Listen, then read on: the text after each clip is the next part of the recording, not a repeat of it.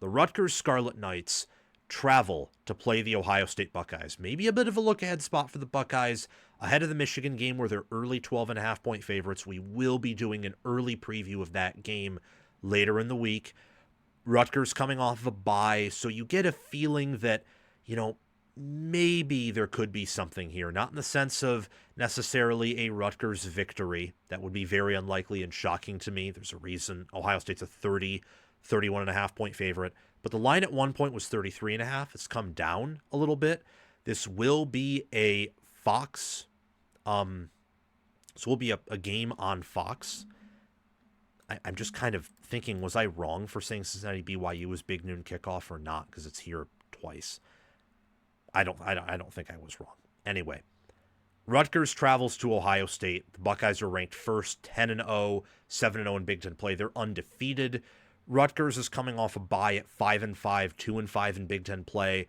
The line opened up at Ohio State minus 33.5, but has come down to minus 30, minus 31.5. What is the path here for Rutgers to make this interesting?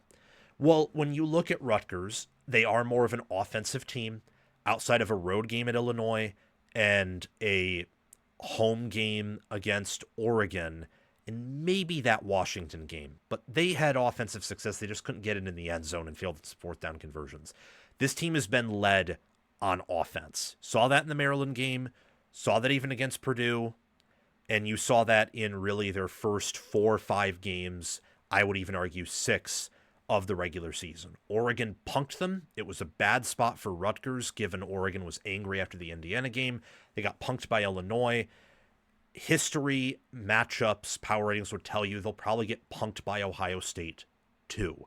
Even in look-ahead spots entering the game, we've seen Minnesota get punked by Ohio State in 2023. We saw Indiana last year, although I don't think Ohio State was looking ahead to Michigan there because Michigan wasn't extremely good.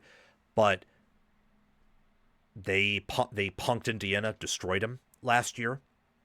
And this year, we'll have to see.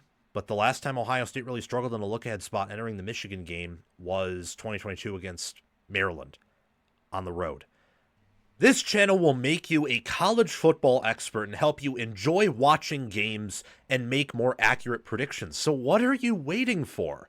Like, subscribe, ring the notification bell, comment your thoughts, and watch the video all the way through so that you can get the full package. And check the description and pinned comment for more ways to help yourself and this channel.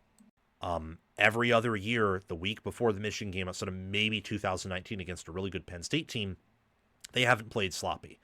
Speaking of Penn State, that's the other team Rutgers has left on their schedule, and thankfully they're at home and they play them because the odds say that Rutgers should not be counting on this game to reach bowl eligibility.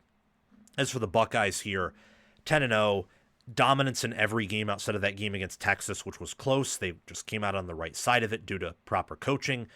Every other game has been a either dominant win from the get-go, or eventually they pulled away and won in dominant fashion. They are the number 1 program in college football. Day's fighting to be the best head coach. This team is fighting to win it all, to repeat, to beat Michigan, to win the Big Ten, and to be the number 1 team yet again as they were last year. It's impressive what this team has done. And even though they are probably going to sit out Carnell Tate, or maybe him and Jeremiah Smith, we'll see how they play this game, like what starters they rest or whatnot. Regardless of that, I think Ohio State's better in every way here. And I do consequentially think that Ohio State wins and covers. Now, I also think that Rutgers has a chance to score points. And I think in the same way that UCLA did, they will probably score 10. I would even say there might be a chance they score north of 10 with the receivers, with the quarterback, with the fact they do have a really good offense. But Rutgers' defense is bad. And I know that Ohio State isn't just going to want to run it 60 times and get it out of there. That's not their style of play. That is, not going to be the most effective way for them to get up big on an opponent and rest their starters.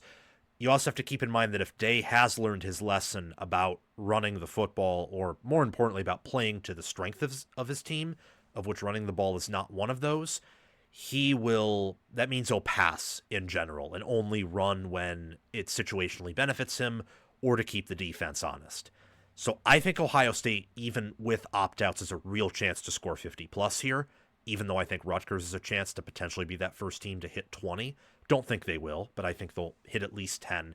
And I think Ohio State yet again will run for 200 plus. Like UCLA and Rutgers are some of the worst run defenses in America, and Ohio State, just from a talent angle, can beat teams that are smaller, banged up, not very deep, and just not fundamentally sound. And neither UCLA or Rutgers are those things defensively. So I love Ohio State here, obviously to win, but to continue their amazing streak of being, 8-1-1 ATS. They'll move on to 9-1-1 ATS, and under that Michigan game is understandably and deservingly so big favorites.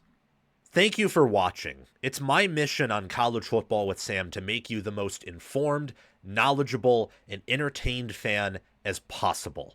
We aren't perfect, but we hit the nail on the head more often than we hit our thumb with the hammer. Make sure to like, subscribe, ring the notification bell, comment, and if you're here, you've probably already watched the whole video. So thank you for doing those things.